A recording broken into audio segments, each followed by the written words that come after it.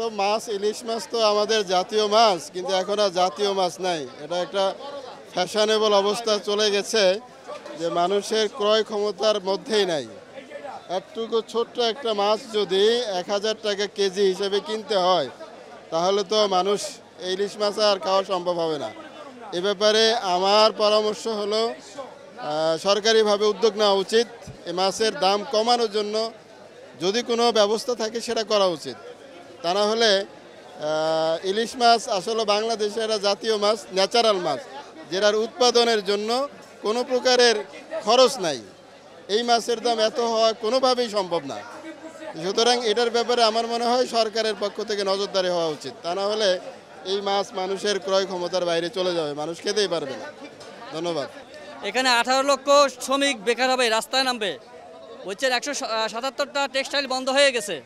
সুতরাং এই অবস্থা থেকে যদি মানুষকে উত্তরণ করতে না পারা যায়, তাহলে মানুষের ক্রয় ক্ষমতা বাড়বে না।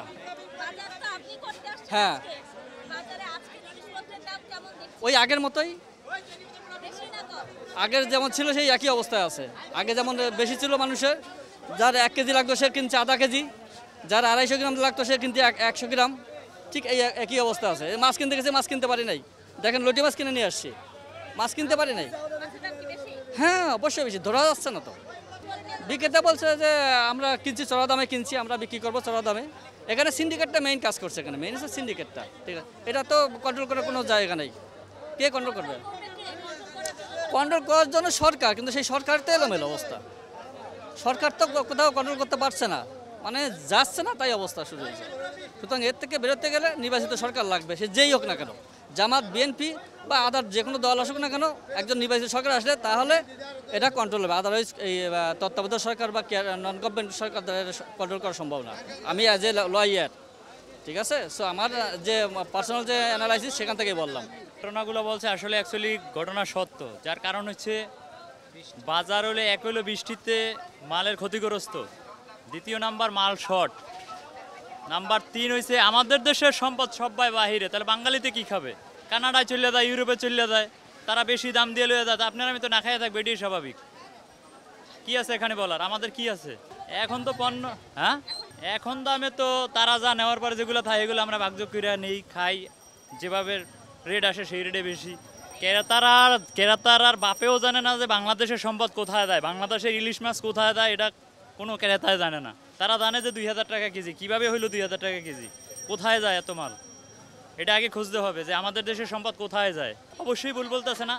আমার দেশে মনে করেন যে আমি একজন আগে ছিলাম জেলে, 100 কেজি মাছ পাইলে ভালো পার্টিতেই আমারে ভালো দাম দিয়ে নিয়ে যেত, তাহলে আমার দেশের, আমার এলাকার মহল্লার মানুষ তো ইলিশ মাছের নামও পাইতো না।